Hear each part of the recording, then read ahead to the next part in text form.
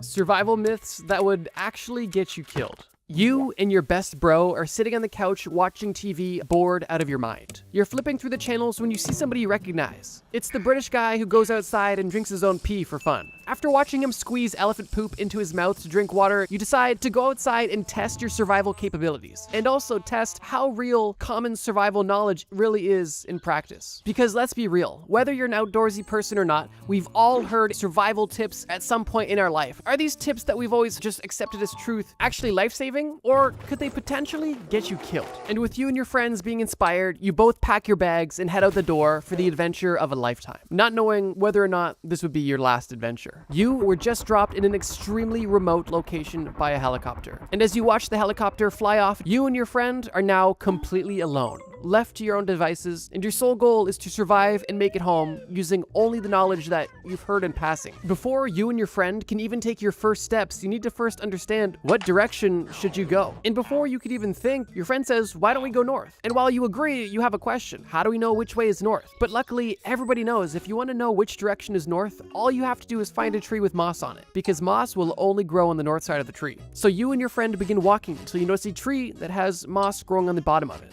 And as you approach the tree, that you can see that the moss is in your direction, meaning that if you just do a 180 and start turning around, you'll be going north. Although, just to be sure, you take a quick look around the tree and realize that there isn't only moss on the north side, there's moss on the north, south, east, and west side. This tree trunk is completely covered in moss, and it's not the only one. All of these tree trunks have moss all over them, meaning that you have no idea which way is north, and also debunking this myth that moss is somehow a compass. But this myth isn't just straight out of a fairy tale. There is some basis of reality here, although it's just not fully accurate or reliable at all. According to Michigan State University, it is more likely for moss to grow more prominently on the north side of trees and rocks, although moss can grow basically anywhere, meaning that if you are using moss to navigate, you are setting yourself up for failure, and in a survival situation, setting yourself up for your own possible demise. And while I like organic stuff as much as the next person, I'm gonna stick to my GPS, or at least to my compass, when it comes to navigation. Feeling slightly foolish and a bit betrayed, you and your friend decide to confirm which direction is north with your compass and begin moving. So far, this walk is pleasant, and the forest that you guys are in is beautiful and lush, and the steps begin to fly by, and you and your friend are almost lost in conversation when your friend realizes something utterly terrifying. Because the vegetation on the ground is so lush, it's almost impossible to see what's lurking around your feet. And while your friend wasn't looking down, a venomous snake was able to slither onto his boot, up his pant leg, and wrap around your friend's thigh. But the snake didn't just end there. This snake, straight out of Data University, decided to bite your friend directly on the crotch. And by the time you even noticed the snake wrapped around your friend's leg, it was too late, and your friend was screaming in agony. Fortunately, you were able to quickly grab the snake and throw it off into the wilderness. But now you are left with a massive problem. Your friend has just been bitten by a venomous snake. But fortunately, he has a survival tip. It's common knowledge that when somebody receives a venomous snake bite, the best thing to do is immediately suck out the venom, right? It's only logical. The entry wound is still fresh. If you can pull the toxins directly out of the wound, you're only dealing with a small cut and not any venom being directly injected into your bloodstream. It's perfectly logical. And although the placement may be a bit unfortunate, you'd be willing to help your friend out if it was life or death. But in reality, this practice wouldn't be helpful at all. And here's how. Like I mentioned, it may seem initially logical that you would want to remove the venom by any means possible. And some people have even suggested that you should cut the injection site of the fang to make it bigger to be able to suck out more venom. But the reality is this. Once a snake has bitten its victim, there is no way for you to suck out any meaningful amount of venom. And if you were to cut the bite location, you would only be making the wound bigger, causing a higher chance of infection. Speaking of infection, putting your bacteria-ridden mouth on your friend's fresh wound is only going to increase the chances of introducing bacteria directly into your friend's fresh wound. And while it is possible to suck out a small amount of venom, it is not going to be a large enough amount to save your friend's life. However, it could be a large enough amount to cause yourself serious bodily harm or potentially even death as well. So yeah, even though your friend was extremely keen on you removing the venom out of his wound the good old-fashioned way, you luckily both had access to Google just for this brief amount of time, and you were able to confirm that this practice was outdated and potentially deadly and fatal to both of you. And the best course of action would be to limit your friend's mobility. This way, the venom would travel through your friend's body as slowly as possible, giving you the maximum amount of time to get antidote before things got fatal. However, due to plot armor, you had antidote on you and you were able to heal your friend without doing doing any sort of mouth-to-wound suction. After you administer the antidote and you allow your friend to bandage himself up, you both continue on your trek through the woods. Feeling better and grateful to be alive, but also feeling more betrayed, because so far, everything you thought you knew was wrong. But before you and your friend could continue to complain about how crazy that entire ordeal was, you run into a much bigger problem. A 750-pound problem that's looking you right in the face. This problem is an adult, aggressive black bear. Your first instinct is to run the opposite way, but before you could even turn, your friend whips his arm around and clenches your arm tightly, holding you in your place. You look your friend in the eye and he tells you, "Are you crazy, man? We can't run away. We have to act like we're already dead."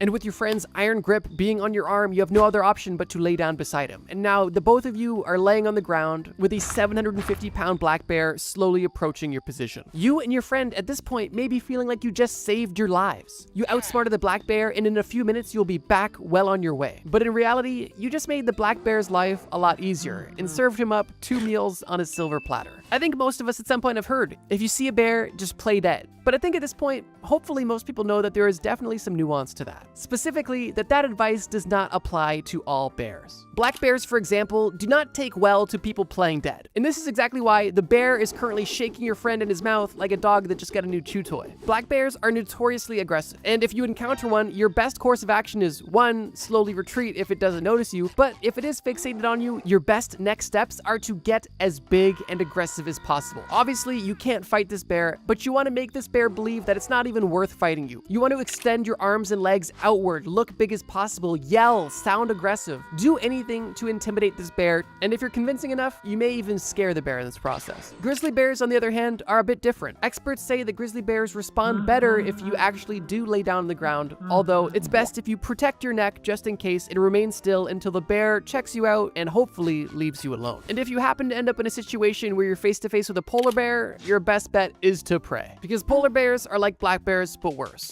They are the most aggressive and the most likely to tear your head off. So yeah, although the advice of playing dead around a bear isn't fully inaccurate, it once again definitely requires some additional context. The current popular saying is, if it's brown, lay down, if it's black, fight back, and if it's white, good night. Not because you're supposed to play dead, but because you're going to be dead. As you continue to lay motionless on the ground, you peek open one of your eyes to see what's going on. You notice that the black bear has dropped your friend and was distracted by something else, and luckily left you both alone. Your friend, while a little bit worse for wear, is still alive, and you help get him back on his feet, and you once again continue your journey. Feeling a bit bad for your friend, because at this point it looks like he survived 3 rounds with Mike Tyson, 4 days with Diddy, and 5 nights at Freddy's, you decide you would let him take a quick breather and go around gathering some food. Your friend sits down on a rock under a tree, and you decide to go and see what you can find. And once you begin wandering around looking, you realize one crucial thing. You have no idea what's edible or not, and you don't even know what's around you, but that doesn't stop you from looking. And quickly you find yourself approaching some interesting red mushrooms. Now, you know mushrooms can definitely be questionable, but the fact that you see a little snail munching away at these gives you hope. And as you pick these mushrooms, you notice that there's actually small bite marks from chipmunks. This gives you all the confidence you need to pick a few mushrooms and put them in your pocket and to continue scavenging. You continue looking around when you notice a small bush with inconspicuous red berries. You've never seen these berries before, but it doesn't mean that you can't eat them. And while you're cautious of these mysterious red berries, you notice a small bird fly down into this bush and carefully eat these berries before flying away. And once again, you rationalize with yourself, well, if this animal can eat this, obviously I can. If something was poisonous to them, they wouldn't eat it. So you go ahead and collect some of these berries as well. And you notice that you've been scavenging for hours, so you decide to return to your friend and show him your loot. Your friend doesn't seem too enthused by the small handful of random mushrooms and red berries, but something is better than nothing. And you and your friend begin to munch on the world's weirdest trail mix. Feeling energized from the food and also feeling energized mentally that you finally had some knowledge that was true, you and your friend both have a bit more of a pep in your step because you knew that you had at least some right information, right? That is until you realize your friend is looking in 2 directions and he is foaming at the mouth. In shock, you try to say something to him when all you can get out is a jumbled mess of slurred words, and you and your friend both pass out face down on the forest floor. The survival technique of eating what animals ate failed you both. And the reality is, animals are just better than you. And just because the animal can eat it, doesn't mean you can eat it at all. Just think about it. Every animal has developed its own unique way of digestion, and the things that our bodies are able to safely process and consume typically come from thousands and thousands of years of consumption. And on top of this, some animals are just built different. Like cows, for example, they have 4 stomachs, and every animal processes the same foods differently. The bird that ate those red berries, for example, was able to pass the toxic seeds from those berries directly through its digestive system without any issues. And those seeds that are now a part of its excrement are now replanted and continuing the life cycle of those berries. But in your case, those seeds have been cracked open by your teeth and are now infecting your entire body with deadly toxins. And the chipmunk that was taking bites out of that small red mushroom has a specialized stomach acid that can neutralize the toxins within this deadly mushroom. However, you simply do not have the facilities to handle that. And the same mushroom that gives that chipmunk life gave you and your friend a near-death experience. Just because you saw an animal eating something does not mean it's not deadly for you. After a few hours being passed out on the floor, you and your friends slowly come to and pick yourselves up off the ground. Nonetheless, you and your friend decide it's time to get serious because the sun is soon setting and you guys need to eat food.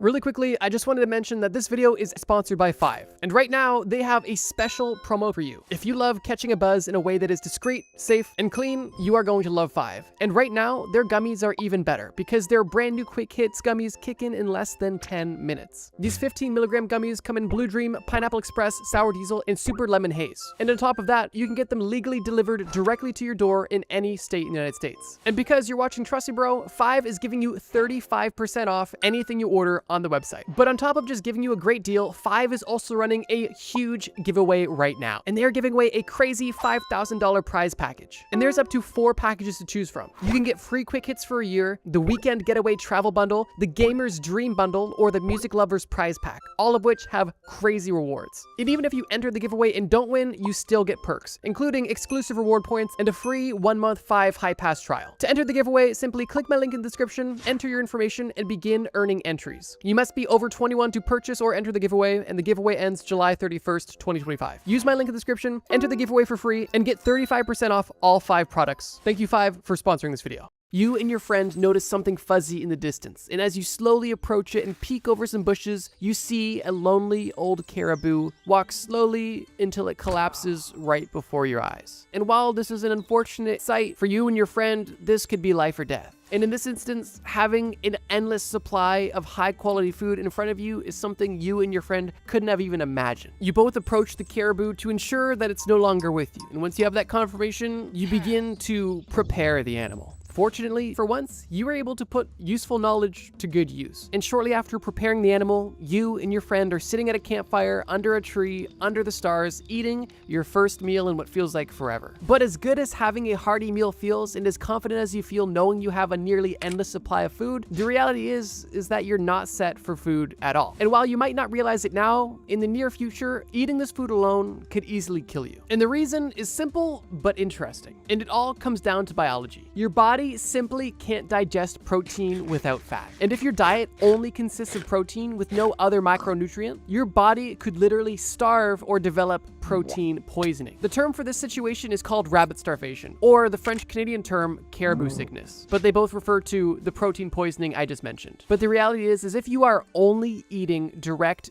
big game, lean protein, you are setting yourself up for failure. And it's because of this very real caribou sickness that beavers were extremely valuable to North American indigenous people, because beavers had such high amounts of fat, which is why beaver hunting and trapping was so important, not just for pelts, but also for fat, so that this fat could be consumed, allowing your body to properly digest the protein from the big game you also caught. Black bears are also a great source of animal fats, although it's much easier to trap a beaver than a black bear, for reasons we discussed earlier. But yeah, if you tried to live solely off of a big game carcass, you would soon find yourself suffering from a strange form of starvation, simply because your body needs protein, but it also needs other macronutrients to properly absorb and process this protein. Luckily for you and your friend, you're both blissfully ignorant to this fact, and you wouldn't be eating off this carcass for long enough to experience these symptoms. And after both of you have successfully filled your bellies, you decide that it's time to get some rest. You suggest to your friend that maybe you guys should build a quick shelter, just something to keep you guys safe. But your friend tells you that that's a waste of time and energy, and that you guys need to conserve your calories as much as possible right now. And you both simply lay down on the ground and close your eyes to sleep. sleep. But that sleep isn't peaceful at all. And only a few hours into your sleep, you wake up freezing cold, colder than the air temperature outside, and you're kind of at a loss. And the reason is rather simple. Laying directly on cold ground is a great way to rapidly reduce your body heat. Literally because the ground is stealing heat from your body and lowering your core body temperature, causing you to burn more calories to try to heat yourself back up, while also absorbing all of the extra heat that your body is generating. So in a cold environment like the one that you're in at night, you could not only lose body heat, but also experience hypothermia just by laying on the bare ground, which is why you'll see outdoorsy people swear by a ground mat. Consider it insulation to keep your body heat within you and not being stolen by the ground beneath you. And now that you understand that collecting debris to lay on is a worthy investment of calories, you quickly put together a bundle of grass and leaves to make something soft, but also to make something to insulate your body heat. And you make a makeshift mattress that's large enough for both you and your friend. And you roll your friend onto it, you lay beside him, conserving body heat, and you close your eyes and experience your first bit of rest. The following morning, you decide it's time to start your day and continue your adventure. You begin to inform your friend about last night's discovery and how sleeping on the ground is not okay. But before you can even finish making your point, your friend stops you and points ahead. Because what stands in your way is something you haven't noticed until now. A massive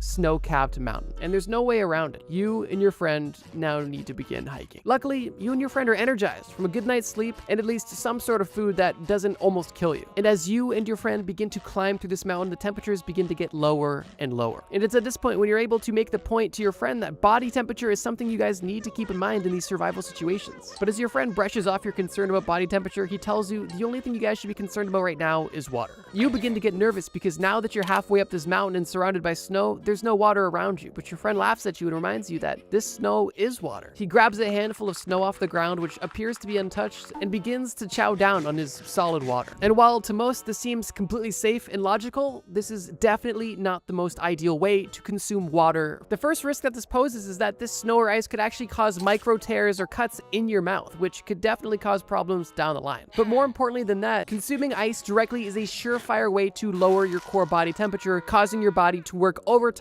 to heat itself back up. Your friend may think that body temperature isn't an important ordeal, but you know that it's nothing to laugh at. And at this very moment, hypothermia is a much bigger risk to you than being dehydrated. But unfortunately, your friend is in a bit of a pickle. Because yeah, he was able to hydrate himself through all of the snow he just ate, but he's now shivering uncontrollably and he's hungrier than he was yesterday because his core body temperature has been lowered and his body is consuming as much calories as it can to heat itself back up. Now, you're thirsty as well, but you're not willing to go through that entire experience. And what you do is a lot more wise. You remember watching the Outdoor Boys YouTube channel, and luckily you had the same supplies that he did. You scoop up snow into some sort of metal tin, you put it over top of a propane heater, and you allow the snow to melt, and then you consume the pre-melted, ideally room temperature water, allowing your body to not have to reheat it once it's consumed. Your body can simply use it as is. And the benefit of using this method as well too, assuming you have access to some sort of heat source, is you can actually kill any bad bacteria. But assuming that's not a risk here, you're able to at least avoid the whole hypothermia your friend is now fighting. After this whole water debacle, you realize that your friend's only chance of regaining any sort of heat is by continuing to move. So you keep on your path going over the snow-capped mountain. Unfortunately, your friend is no longer shivering, but you and your friend are now facing a much different issue. You and your friend are now both sweating, which is good. Body heat at this point is not a concern at all. This shouldn't be an issue. And sure, you might smell a little bit later, but what is an issue is the base layer of what you and your friend are wearing. Before you even left, you and your friends were debating on whether or not you should wear your clothes in a certain order. And your friend, obviously being a bit more reckless, said it didn't matter at all. So he started by putting on a cotton undershirt, a cotton hoodie, and then put a jacket over top that was waterproof to help keep water out. You, on the other hand, wanting to be different, decided to wear a base layer that was more moisture wicking, but still followed that up with another hoodie and a waterproof jacket. Now here's the difference. While you and your friend are still sweating now, as soon as you guys stop and your body heat begins to go down, the sweat trapped in your clothes is going to be deadly. And if your base layer is made of cotton, that sweat isn't going anywhere anytime soon. And after hours of hiking, you and your friend decide to take a break, and you guys experience the effects of this firsthand. After only sitting for around 15 minutes, your friend is not only cold once again, but he is shivering worse than he was before. And like I mentioned, that's because now his cotton shirt is drenched with sweat. And when cotton gets wet, it loses its ability to insulate you, meaning that your friend has effectively put a cold conductor directly on his body, and also effectively removed a layer, making him at risk once again for hypothermia. Luckily for you, you unintentionally decided to dress and act appropriately. You didn't wear a cotton base layer, meaning that by the time you already sat down and relaxed, your shirt was slightly wet in your armpits, but the rest of your shirt was able to dry die relatively quickly. And also, as you were hiking up the mountain, you decided to remove layers, allowing yourself to not get too hot or sweaty. And that is the reason why you're not experiencing hypothermia right now. Because as you can tell, getting sweaty in a cold survival situation could be life or death. And a good rule of thumb is, if it's cold enough to wear multiple layers, it's too cold to wear a cotton-based layer or cotton at all. And while it may seem counterintuitive to remove layers when you're in a cold environment, if you are exerting energy and on the verge of sweating, it is best to remove these layers to prevent sweating as much as you can. As thick as your friend's plot armor is, he is struggling at this point, and still somehow alive. He is dealing once again with hypothermia, and you guys have no access to fire or anything to warm him up. Your friend randomly asks you if you have any alcohol on you, and coincidentally, you did. You had a small bottle of some pretty strong alcohol in your backpack, and you wondered why he wanted it. But before you could even ask him what he wanted it for, he grabbed the bottle out of your hands and chugged it. After wiping his mouth, he tells you that obviously drinking alcohol warms you up. It makes you feel warmer and increases your body temperature. And while I believe this is a myth we've all heard, it's been debunked numerous times, and it also is completely counterproductive. The origin of this myth is actually interesting and comes from a Saint Bernard dog that was carrying a brandy flask around its neck, and this dog was saving people that was buried in the French Alps. And unfortunately, this brandy may help you feel better, but definitely won't make you better. If you've experienced an alcoholic beverage, then you've probably noticed the sensation at some point of warmth. And this isn't because the alcohol is raising your body temperature, it's actually because the alcohol is making your blood vessels dilate, stimulating the nerve endings in your skin. But it doesn't actually increase your body temperature. And if you are in a cold environment that is specifically life or death, this dilation of the blood vessels will cause your body temperature to fall and likely cause you to die much faster than you would have if you just stayed sober. So although alcohol may give you the simulation of warming up and potentially take your mind off of the pain you're in, it's definitely not doing you any favors in the survival department. Realizing the severity of the situation, you come to the conclusion that you need to get out of this mountain quick.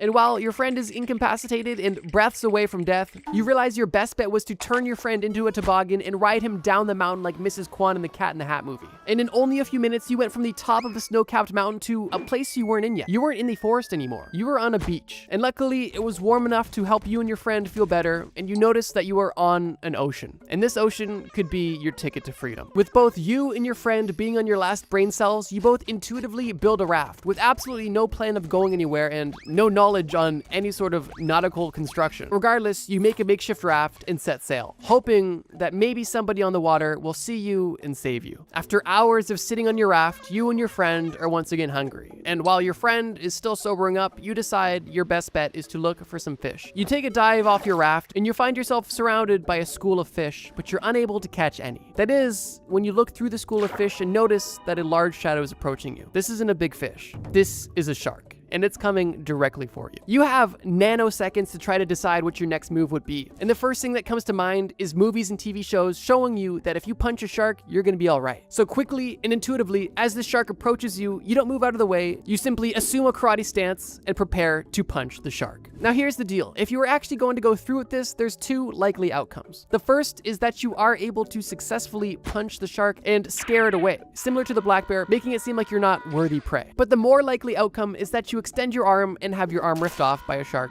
and then have the rest of your body consumed shortly after. Underwater, you have almost no strength whatsoever. Like, just try throwing a full force punch next time you're in a pool underwater. It's gonna do almost nothing. And besides this, sharks are ruthless killing machines. Even if you could throw your strongest punch at a shark, it's not going to be phased. Combine that with your lack of agility in the water and the shark's endless agility in the water, your strike effectiveness in even misdirecting the shark is extremely low. If a shark was in your area, you could easily push it out of your way or misdirect it by pushing its head if you had the leverage to do so, but even that is potentially risky. But in the situation when a shark is coming at you with the intent of damage, your best bet is to attack sensitive areas, specifically by plunging your thumb into the shark's eye or gills. Really, the only two areas where you can cause significant damage and at least make the shark retreat temporarily. And so, in a last-minute split decision, you decide not to punch the shark, but to actually poke it in the eye, causing the shark to cry and turn around, leaving you alone, and giving you the chance to climb back on the raft with your friend. At this point, you and your friend have been through hell and back. Your friend more so than you, but you are both now laying on your back, looking up at the sky, exhausted. And at this point, accepting your fate and understanding that maybe this trip was a mistake. And as you slowly close your eyes and take what appear to be your last few breaths, you notice a white light appear in your vision. A light that is so bright and so inviting. And you hear a noise, an almost angelic noise. And before you get the chance to meet your maker, you are hit in the testicles by a rope ladder that was dropped on your raft. And you realize that this flight was a spotlight from the same helicopter that dropped you off. And while the pain you are experiencing is unbearable, you realize that you and your friend are finally saved. You both climb the ladder and board the helicopter and feel like you have been given a second chance at life. As you both are flying home with the crew, the pilot asks you how your trip was and if you guys were able to enjoy the park that they left you in only a few miles out of town. And you and your friend look at each other and decide that it's better if you kept your stories to yourself and just told them you guys had fun, but that you wouldn't be returning anytime soon.